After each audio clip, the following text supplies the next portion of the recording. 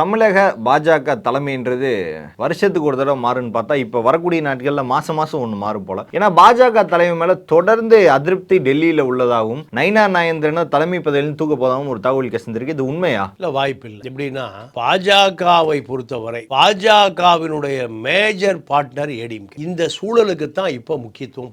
பாஜகவுக்கு எப்போ வாய்ப்பு வரும்னா, அந்த கூட்டணி வெற்றி பெற்ற பிறகு இந்த கூட்டணிக்குள் அரசியல் பண்ணுவதற்கு பாஜக ஆள் தேவை. அப்ப அதை நயினார் நாகேந்திரன் பண்ண மாட்டார். நயினார் நாகேந்திரனை பொறுத்த வரைக்கும் ஒரு கார்ப்பரேட் முதலாளி, அவ்வளவுதான். இந்த முதலாளிக்கு தமிழ்நாட்டினுடைய தென்பகுதியில் அந்த சமூக வாக்கு இருக்கு. சமூகம் சார்ந்த ஒருவரை தலைவரா போடணும். இதற்காக எடப்பாடிக்கு கட்டுப்பட்ட நபர். எடப்பாடி எதை சொல்லுகிறாரோ அதையெல்லாம் கேட்பார். யாரு? நாயுடு. அதற்காகத்தான் எடப்பாடியினுடைய விசுவாசியாக அதிமுகவை அரவணைத்துக் கொள்ளுகிற நபராக தேடிய பொழுதுதான் கிடைச்சால் நயினார் நாகேந்திரன். இப்போ நயினார் நாகேந்திரன் அரசியலே தெரியாது.